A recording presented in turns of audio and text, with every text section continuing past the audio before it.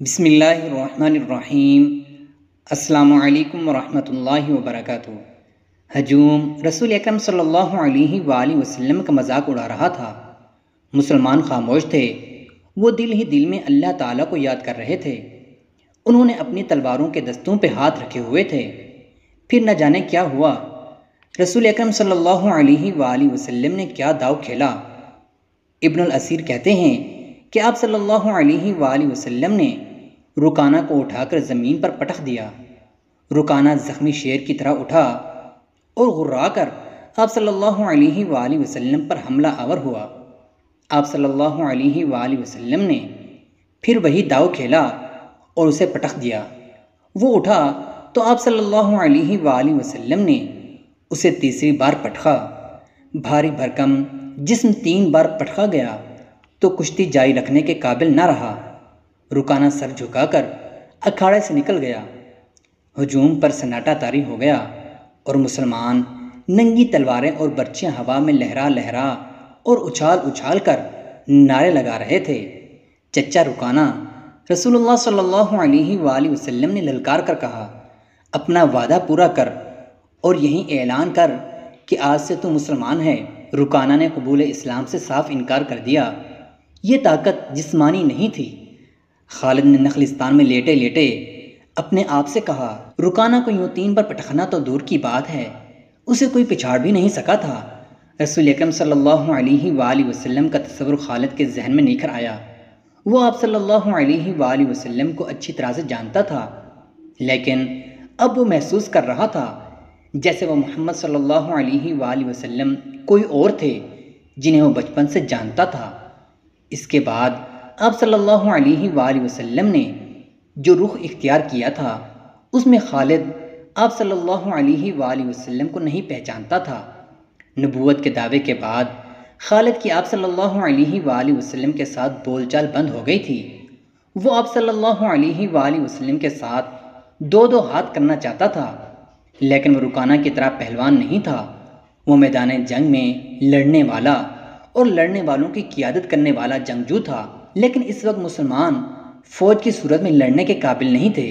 جب مسلمان فوج کی صورت میں لڑنے کے قابل ہوئے اور قریش کے ساتھ ان کا پہلا معرکہ ہوا، اس وقت خالد کے لیے ایسے حالات پیدا ہو گئے تھے کہ وہ اس معرکے میں شامل نہیں ہو سکا تھا۔ اس کا اسے بہت افسوس تھا۔ یہ معرکہ بدر کا تھا جس میں 313 مجاہدین اسلام نے 1000 قریش کو شکست دی تھی۔ خالد دانت پیستا رہ گیا تھا، لیکن اس روز جب وہ اس نخلستان میں لیٹا ہوا تھا اسے خیال آیا کہ 313 نے 1000 کو کس طرح سے شکست دے دی تھی۔ اس نے شکست کھا کے آنے والوں سے پوچھا تھا کہ مسلمانوں میں وہ کون سی خوبی تھی جس نے انہیں فتح یاب کیا تھا۔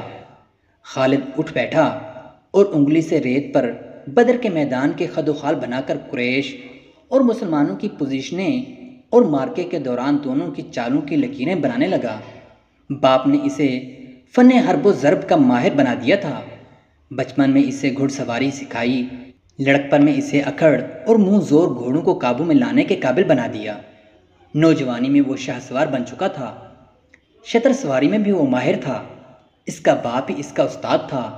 اس نے خالد کو نہ صرف سپاہی بلکہ سالار بنایا تھا۔ خالد کو جنگ و جدل اتنی اچھی لگی کہ وہ لڑنے اور لڑانے کے طریقوں پر غور کرنے لگا اور جوانی میں فوج کی قیادت کے قابل ہو گیا تھا۔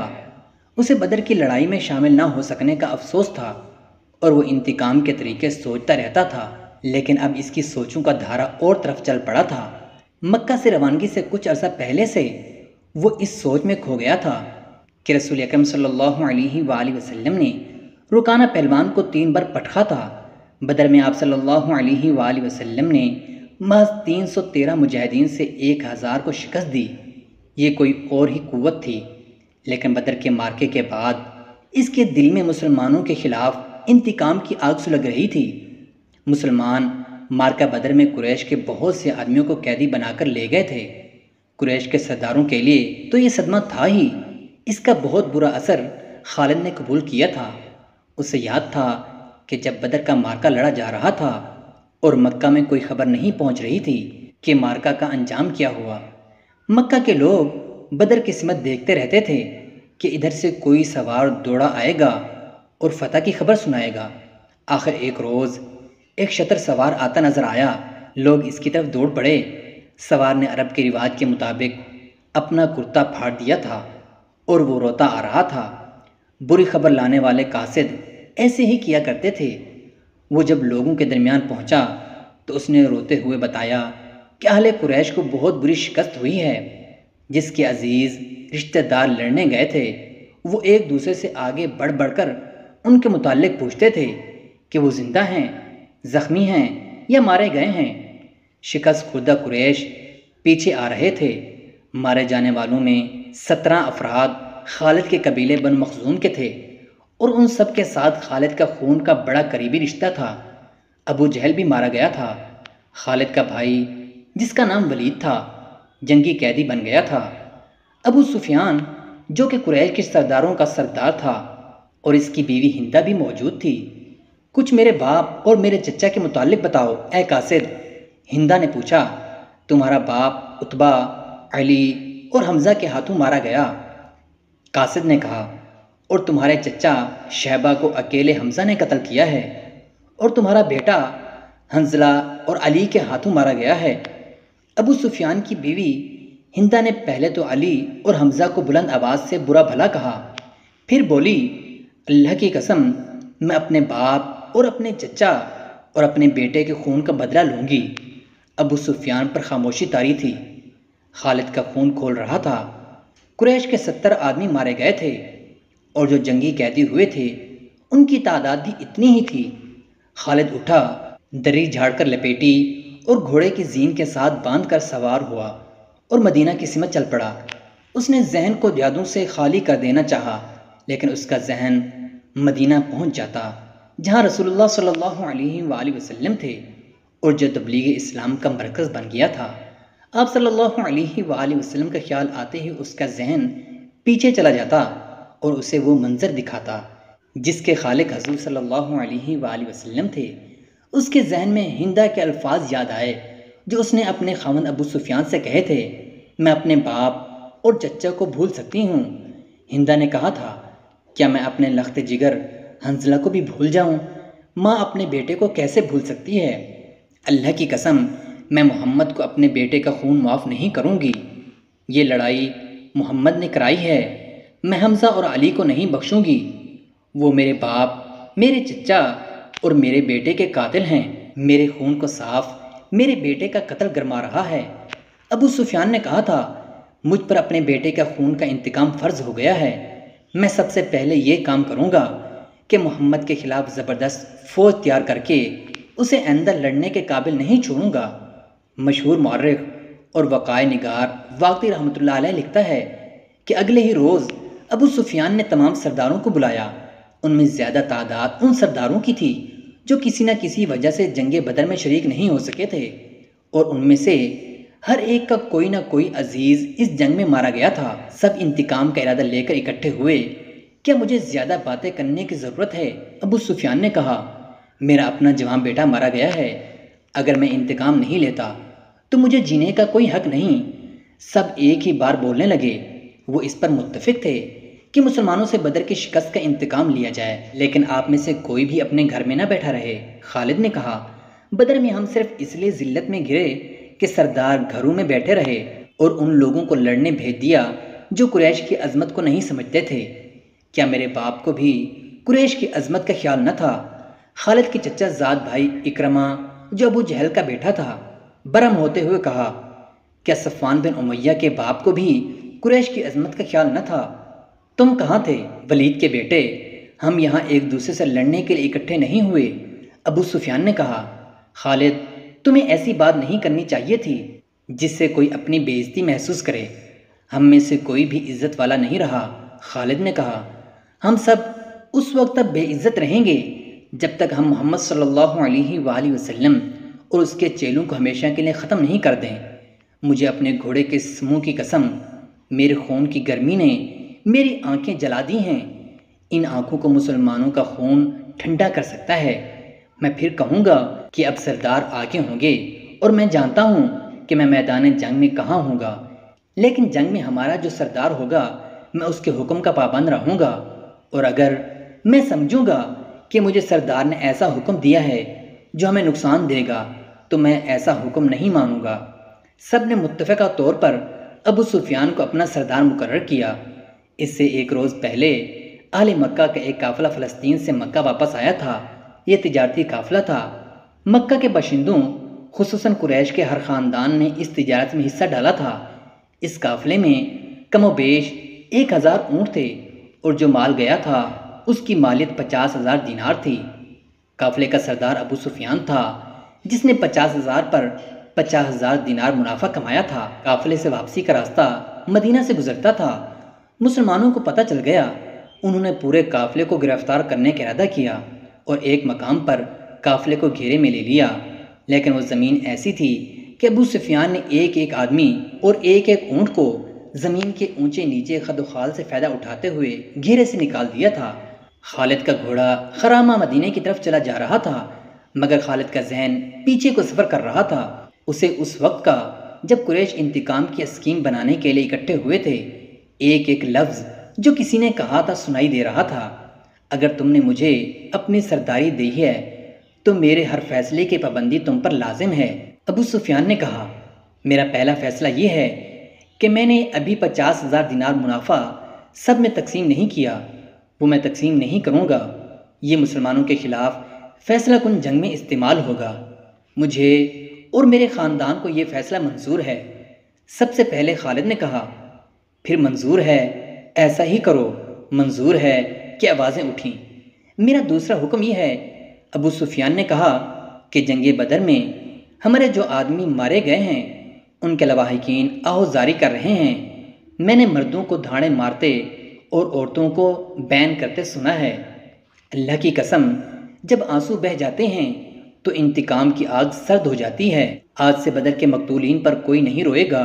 میرا تیسرا حکم یہ ہے کہ مسلمانوں نے بدر کی لڑائی میں ہمارے جن آدمیوں کو قید کیا ہے ان کی رہائی کے لیے کوئی کوشش نہیں کی جائے گی۔ تم جانتے ہو کہ مسلمانوں نے قیدیوں کی رہائی کے لیے ان کے درجے مقرر کر دیے ہیں اور ان کا فدیہ 1000 سے 40 درہم مقرر کیا ہے۔ ہم مسلمانوں کو 1 درہم بھی نہیں دیں گے۔ یہ رقم ہمارے ہی خلاف استعمال ہوگی۔ پھینکتے ہوئے کہا، گن لو اور ہمارے بھائی کو ہمارے حوالے کر دو۔ رقم گنی جا چکی تو ولید کو خالد اور ہشام کے حوالے کر دیا گیا۔ تینوں بھائی اسی وقت مکہ کو روانہ ہو گئے۔ راستے میں دونوں بھائیوں نے ولید سے پوچھا کہ ان کی شکست کا باعث کیا تھا۔ انہیں توقع تھی کہ ولید جو ایک جنگجو خاندان کا جوان تھا انہیں جنگی فہم و فراست اور حرب و ضرب کے طور طریقے کے مطابق مسلمانوں کی جنگی چالوں کی خوبیاں اور اپنی خامیاں بتائے گا، مگر ولید کا انداز ایسا اور اس کے ہونٹوں پر مسکراہٹ ایسی تھی جیسے اس پر کوئی پر اسرار اثر ہو۔ ولید کچھ تو بتاؤ، خالد نے اس سے پوچھا۔ ہمیں اپنی شکست کا انتقام لینا ہے۔ قریش کے تمام سردار اگلی جنگ میں شامل ہو رہے ہیں۔ ہم ارد گرد کے قبائل کو بھی ساتھ ملا رہے ہیں اور وہ مکہ میں جمع ہونا شروع ہو گئے ہیں۔ سارے عرب کو اکٹھا کر لو خالد، ولید نے کہا۔ تم مسلمانوں کو شکست نہیں دے سکو گے۔ میں نہیں بتا سکتا کہ محمد صلی اللہ علیہ وآلہ وسلم کے ہاتھ میں کوئی جادو ہے یا ان کا نیا عقیدہ سچا، یا کیا بات ہے کہ میں نے ان کا قیدی ہوتے ہوئے بھی انہیں ناپسند نہیں کیا۔ پھر تم اپنے قبیلے کے غدار ہو، ہشام نے کہا۔ غدار ہو یا تو پر ان کا جادو اثر کر گیا ہے۔ وہ یہودی پیشوا ٹھیک کہتا تھا کہ محمد کے پاس کوئی نیا عقیدہ اور نیا مذہب نہیں، اس کے ہاتھ میں کوئی جادو آ گیا ہے۔ جادو ہی تھا، ورنہ بدر میں شکست کھانے والے نہیں تھے، خالد نے کہا۔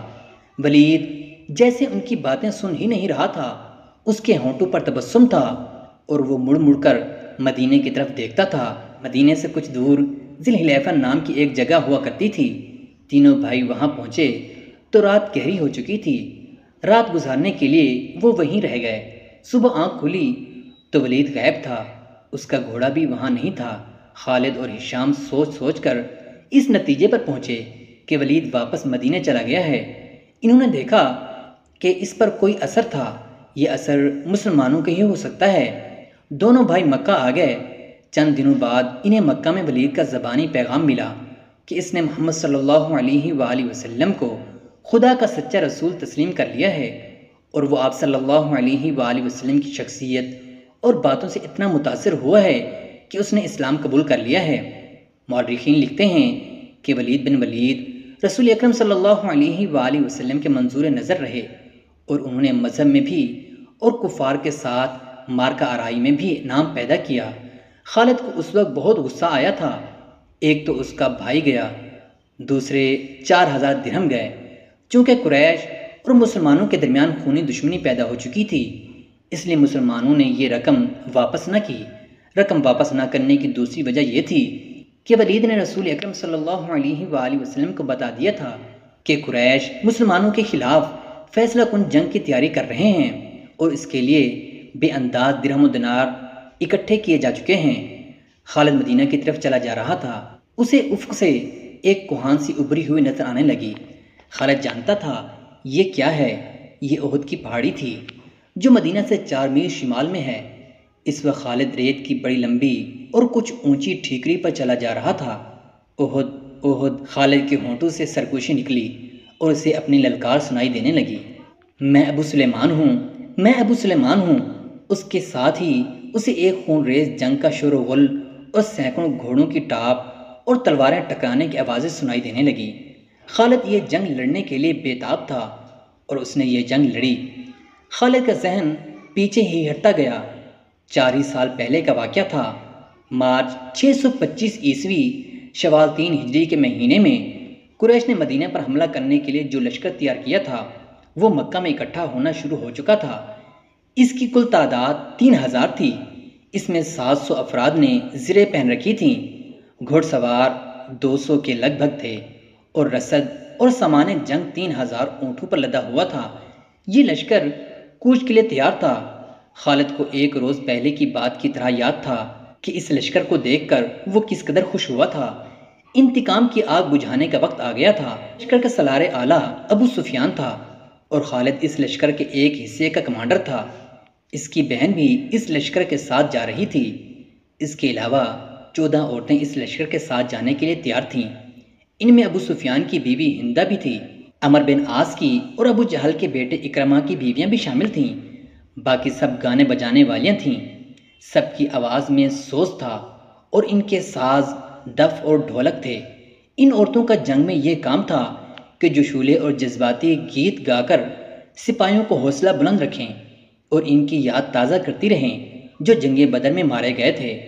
خالد کو افریقہ کا ایک حبشی یاد آیا جس کا نام وحشی بن حرب تھا۔ وہ قریش کے ایک سردار جبیر بن مطعم کا غلام تھا۔ وہ دراز قد اور سیاہ رو اور طاقتور تھا۔ اس نے برچی مارنے کے فن میں شہرت حاصل کی تھی۔ اس کے پاس افریقہ کی بنی ہوئی برچی تھی۔ اس کا افریقی نام کچھ اور تھا۔ اسے عربی نام جبیر نے اس کی جنگی کمالات دیکھ کر دیا تھا۔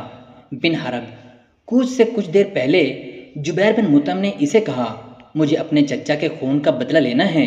شاید مجھے موقع نہ مل سکے۔ میرے چچا کو بدر کی لڑائی میں محمد صلی اللہ علیہ وآلہ وسلم کے چچا حمزہ نے قتل کیا تھا۔ اگر تم حمزہ کو قتل کر دو تو میں تمہیں آزاد کر دوں گا۔ حمزہ میری برچی سے قتل ہوگا یا آقا؟ وحشی بن حرب نے کہا۔ یہ حبشی غلام اس طرف جا نکلا جہاں وہ عورتیں اونٹوں پر سوار ہو چکی تھیں جو اس لشکر کے ساتھ جا رہی تھیں۔ ابو وسمہ کسی عورت نے پکارا۔ یہ وحشی بن حرب کا دوسرا نام تھا۔ وہ رک گیا، دیکھا کہ ابو سفیان کی بیوی ہندہ اسے بلا رہی تھی۔ وہ اس کے قریب چلا گیا۔ ابو وسمہ، ہندہ نے کہا، حیران نہ ہو، تجھے میں نے بلایا ہے۔ میرا سینہ انتقام کی آگ سے جل رہا ہے، میرا سینہ ٹھنڈا کر دے۔ حکم خاتون، غلام نے کہا، اپنے سالار کی زوجہ کے حکم پر اپنی جان بھی دے دوں گا۔ بدر میں میرے باپ کو حمزہ نے قتل کیا تھا۔ ہندہ نے کہا، تو حمزہ کو اچھی طرح پہچانتا ہے۔ یہ دیکھ، میں نے سونے کے جو زیورات پہن رکھے ہیں، اگر تو حمزہ کو قتل کر دے گا تو یہ سب زیورات تیرے ہوں گے۔ وحشی بن حرب نے ہندہ کے زیورات پر نظر ڈالی تو وہ مسکرایا اور زیر لب پرعزم لہجے میں بولا، حمزہ کو میں ہی قتل کروں گا۔ خالد کو اپنے لشکر کا کوچ یاد تھا۔ اسی رستے سے لشکر مدینہ منورہ کو گیا تھا۔ اس نے ایک بلند جگہ کھڑے ہو کر لشکر کو دیکھا تھا۔ اس کا سینہ فخر سے پھیل گیا تھا۔